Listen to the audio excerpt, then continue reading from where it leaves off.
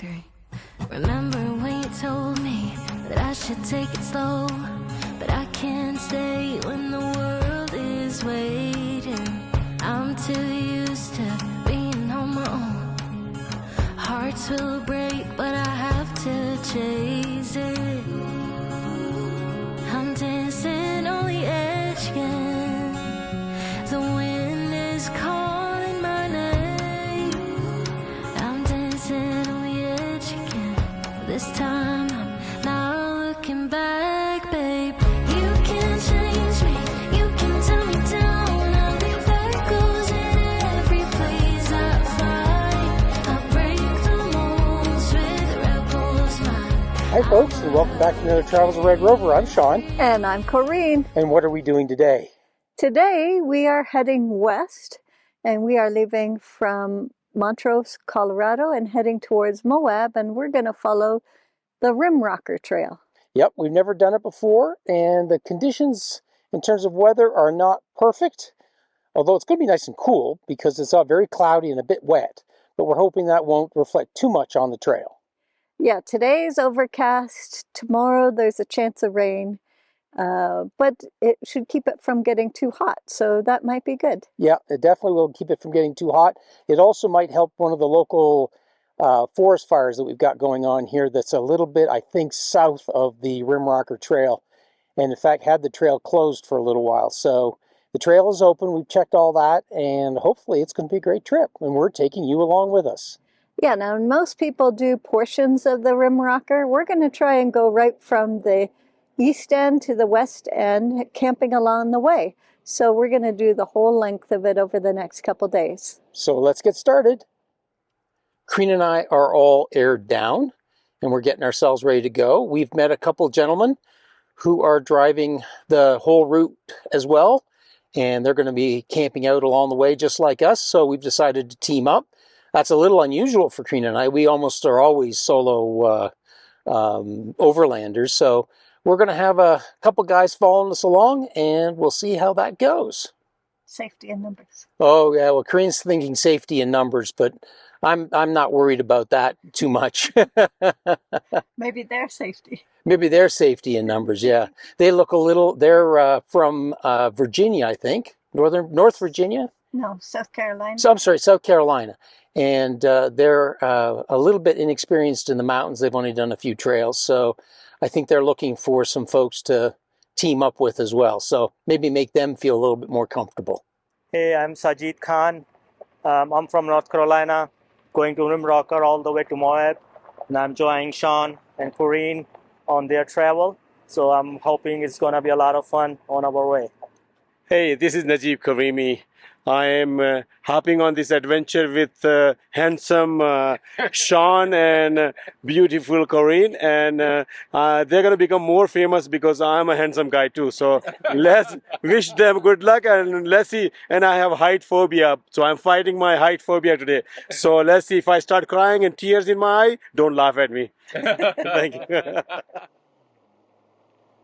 And the intrepid travelers head out onto the trail for the next couple of days, where expectations are very high and our expectations of fun are also high.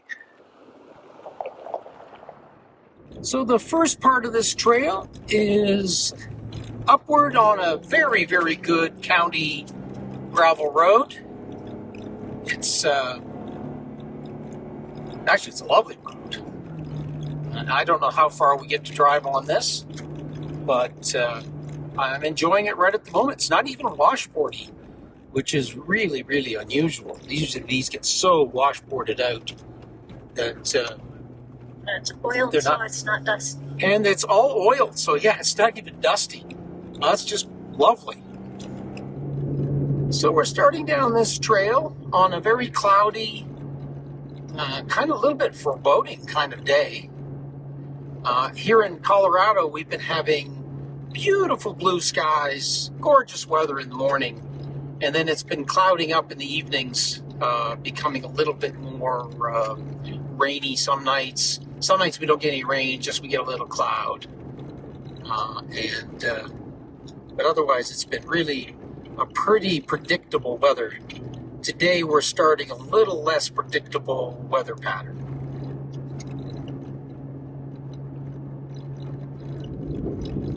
So we're coming up to our first hairpin of the day.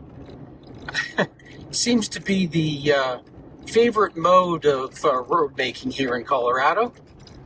I have a feeling it has a lot to do with the fact that we're going up and down these sort of deep canyons or gulches, as they like to call them here in Colorado.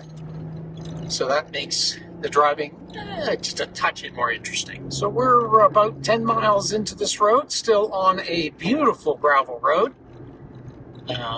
Making very good time, just sort of puttering along, managing to get amount of fuel we're burning.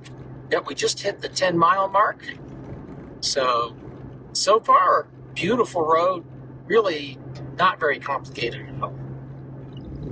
So we are going from private land. We're just heading back into the national forest.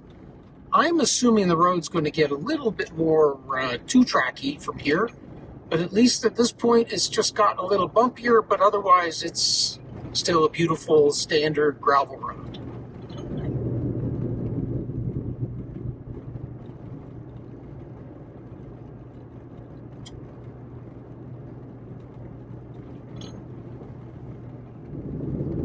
Well, we're 25 miles, more than 25 miles into the trail, and we are still driving on a beautiful, flat, nicely groomed gravel road.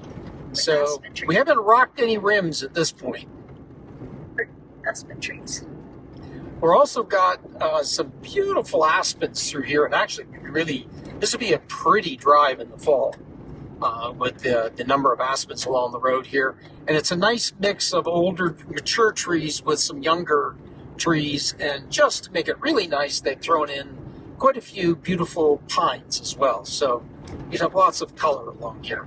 And there's been some camping spots just off to the side in a number of places. So you could haul up a little trailer or tent up here and enjoy the scenery.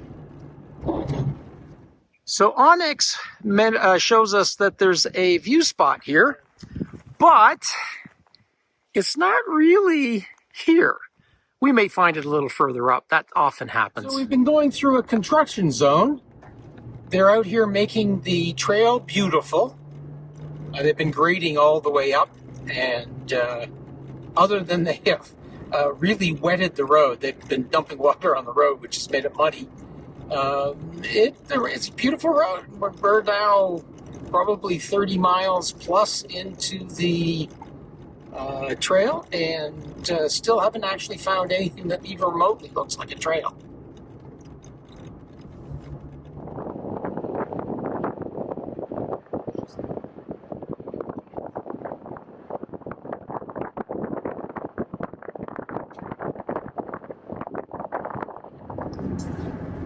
So we're going to stop down the road here just a little ways and let the fellows fill up with some fuel. We might just throw in some as well, and pick up a few provisions, and then we'll head back up onto the trail. Hopefully the trail gets a little more interesting. So we're just coming out of Nukla. We got some cold drinks, fuel and a few provisions. And it's very basic, but it had what we needed. And now we're doing, as Corinne described it, some jiggy joggies. To get out of town. To get out of town and back on the trail again. So the stormy clouds are really building up to the north of us. No, that's east. No, my thing says north. Oh, okay. See, I'm reading my thing. It says north. To the north of us. To the north of us. And to the east over there. And to the east of us. Actually, and to the west of us as well. So we may see some showers later on this afternoon as that kind of builds up. Just heading out of Nukla and going by a few ranches. We've got a few lefts and rights on county roads and hope to hit the dirt trail real soon.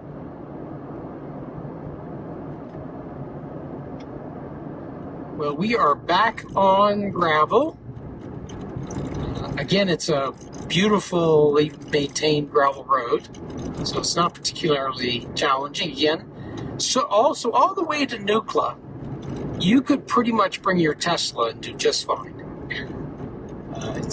There's really no need for four-wheel drive, or in fact, I've done the whole thing in two-wheel drive and really never even felt like I needed to put the four-wheel drive or put it into four-wheel drive. So, and you don't really even need any kind of elevated vehicle. So That's supposed to change. yeah, that's supposed to change. From here on, we're supposed to get into the tier. When you get closer to Utah. Yeah, as we get closer to Utah, the road is supposed to get a lot more challenging. But up till now, it has been very, very easy. Like I said, you could bring your easy Tesla sedan here. The only thing you might have problems with is getting power, but plugging it in. But otherwise, you'd have no issues on this road, at least till here.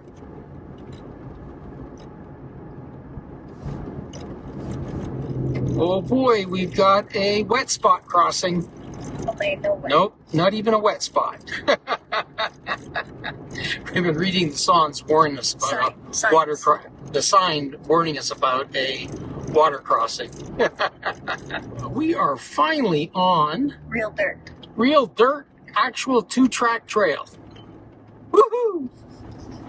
It's still actually in incredibly good condition. So we'll see how all this lasts. And I've been here for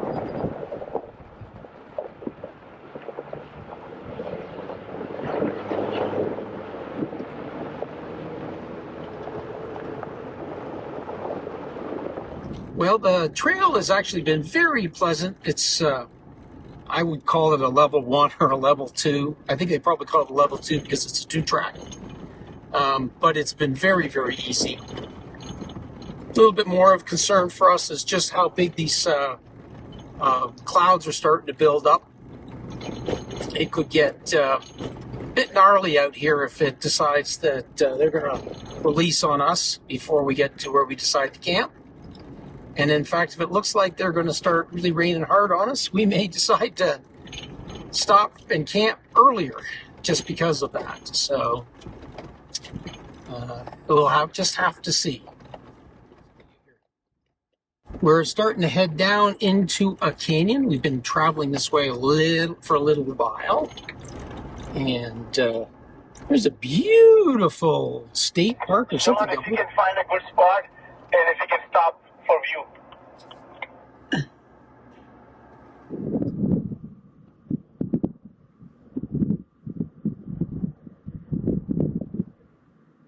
So in the fall, when all the trees color up, this is just gorgeous down in places like this.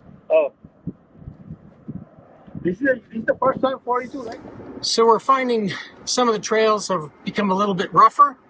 Yahoo! A little bit more interesting. We're down doing some hairpins and things of that sort.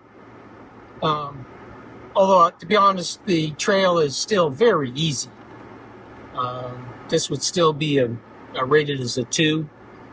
You probably couldn't bring your Tesla along this one. You probably just a normal sedan, Subaru, Outback, or pickup truck. It'll all be fine on this so far. I'm pretty sure we could actually get our lifted van up here with very little trouble. So, still very easy driving. As we start to come off the mountain, the trail becomes a little bit more technically difficult. This is mostly because the trail is kind of washed out in places and forms some shelf roads as well. So we're heading through our next non-water water crossing. Yeah. I have a feeling that there's water in here. It's probably not a good thing, because it would be storming someplace. Yeah, don't enter when flooded. That's probably very good advice. So we're on a bit better gravel road now than we were on for a while there. In fact, Well, the road that we've been traveling down for a little while has been terrific. It's pretty straightforward. Nothing, no obstacles on it. Just several little shelf roads that make it interesting, and a few hairpin turns on the shelf roads, which always makes things a little interesting. But otherwise, very straightforward so far. We're just at about mile 71 on the trail, coming from Montrose towards Moab. We are back on a 2-track that is a little more challenging. A few more rocks. Yeah, Corrine says a few more rocks. Big ones and little ones. Been a little bit more off camber. Which, if it gets much worse, I'm going to go over and sit with Corrine.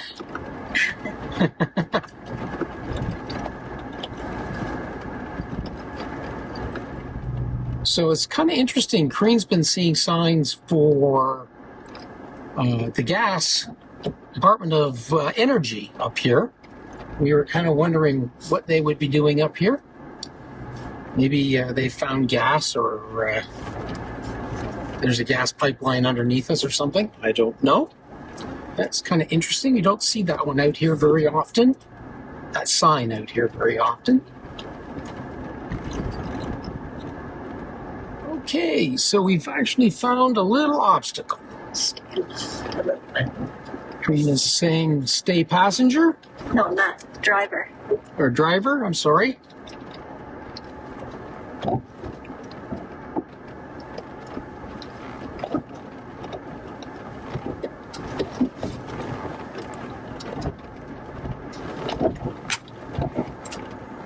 This is definitely very rutted.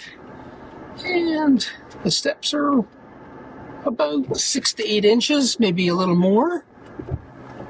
So you probably can't see it on the camera nearly as much as we're feeling it as we come down. Stay the driver. Corrine wants me to stay the driver. And then now passenger. And now we're coming back to passenger. Yep. And the Jeep is a-groaning. I have my sway bar disconnected, so that's what the groaning is. As the Jeep flexes out in both directions.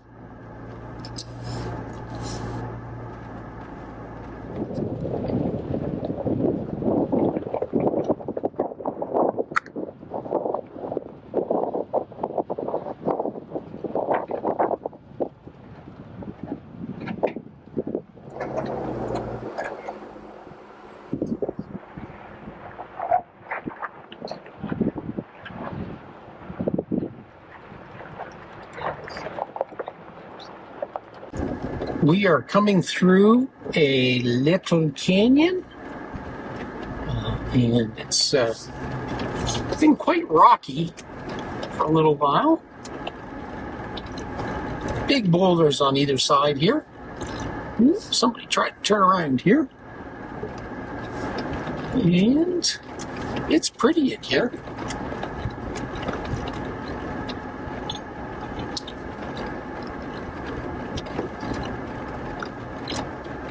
Some bright yellow flowers on the trail. Mm-hmm. Go left. Yep, I am going to go left.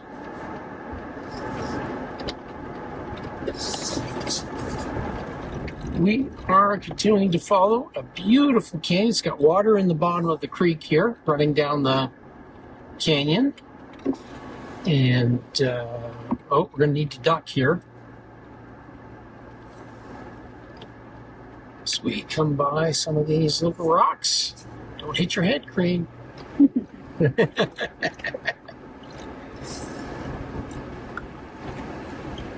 is a beautiful canyon. It's full of cottonwoods all the way down here. Very, very jagged, rugged terrain on the passenger side of the car. Yep. As Corrine said, there's some beautiful yellow flowers. They look like sunflowers coming down. We stopped for a quick break. There's an actual old mining road going up on that side. And we are back up high again. See the forbidding clouds over on the other side. Otherwise, it is really pretty up here. This is a view from our new GoPro camera, which is Kareen has got stuck out the passenger side, and you can see a little bit more towards the driver's side, give you a better idea of just how steep some of the shelf roads are that we're driving upon. And they're definitely very steep fall off. Now, the nice thing about this particular road, at least now, there's not much of a mountain on the passenger side. So, you know, it doesn't feel like you're really trapped between a wall and a drop off. But it is, as I said, very steep on the left. I'm sorry, yeah, on the left-hand side.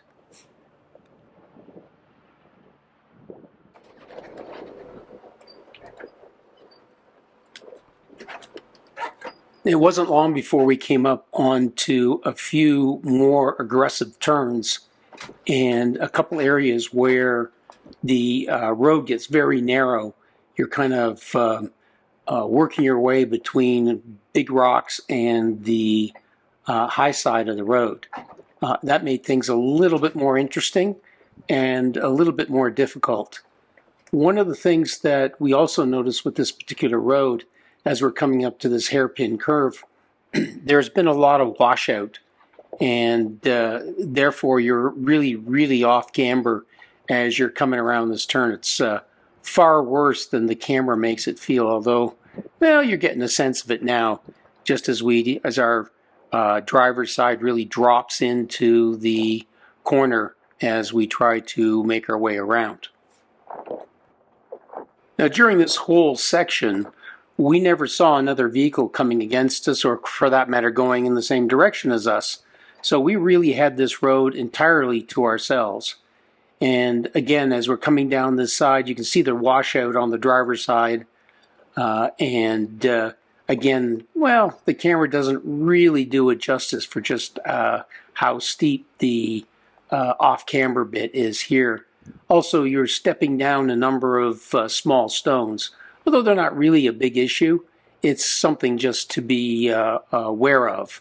And one of the things I haven't talked about is that we've switched to 4 low here just to control the speed coming down the hill. Sean, that was a tough one. Test your skill. Yeah, that's just to wake you up in the middle of the afternoon.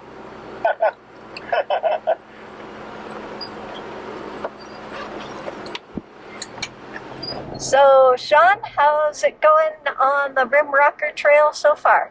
Well, I'd say 90% of the trail has been boring. But every once in a while, that little 10%, which we just had coming down the hill here, can reach out and bite you in the butt if you're not paying attention.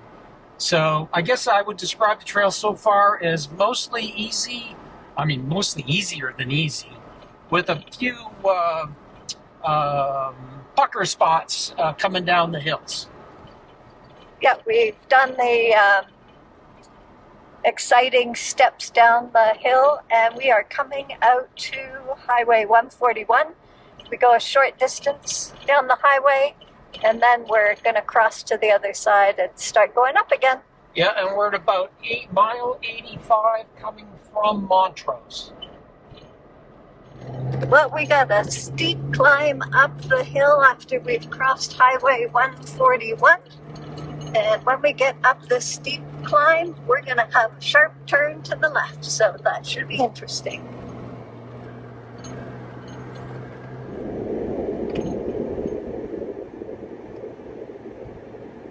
So we've crossed 141 and we've climbed up the other side. So we're back up on the top of the mesa again.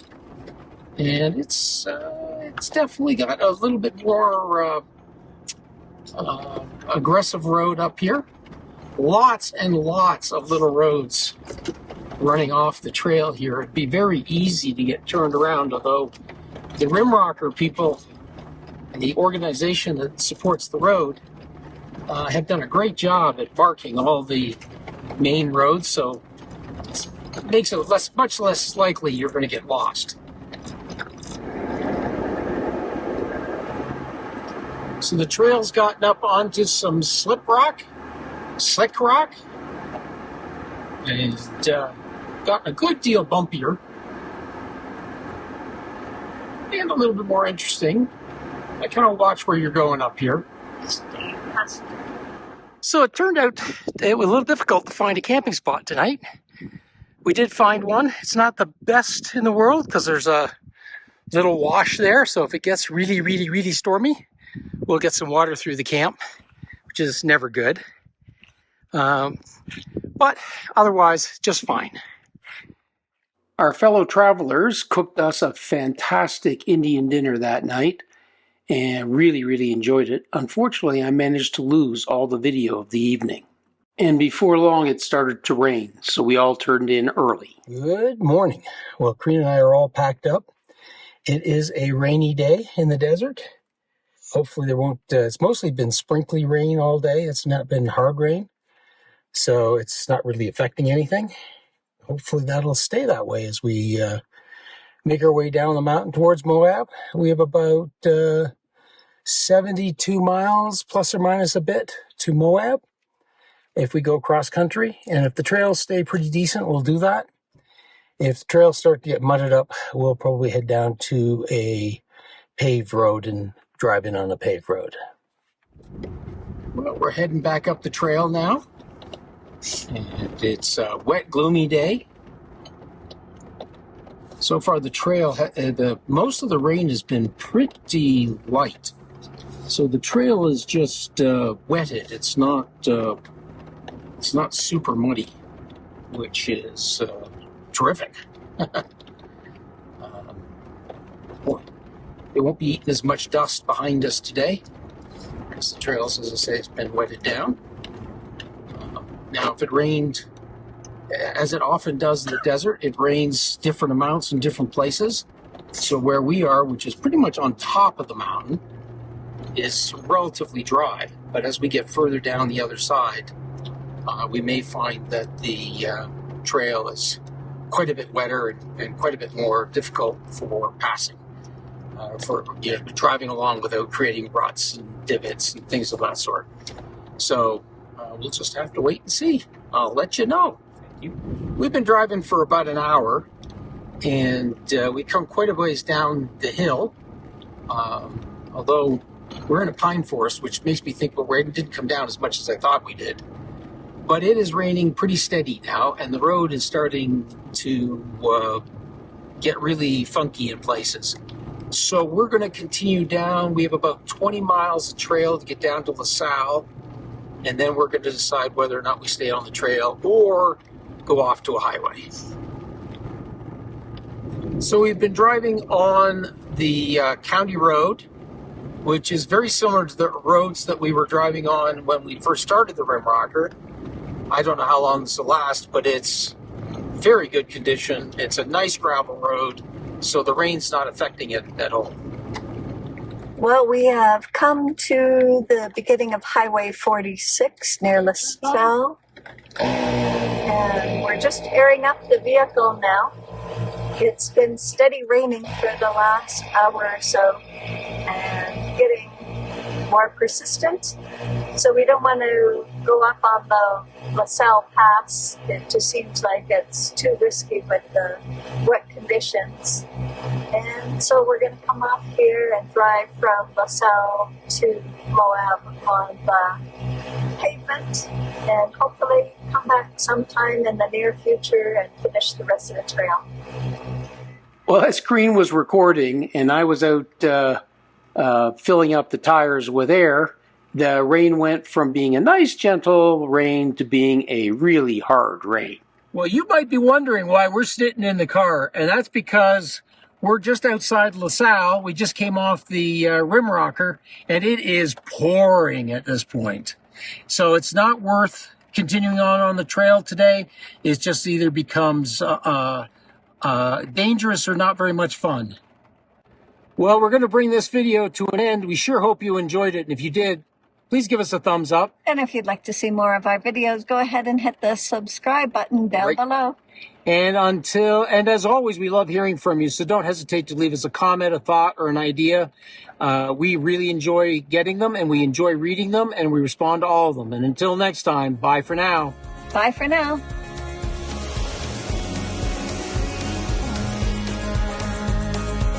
You can change me, you can tell me down. I'll be echoes in every place I find.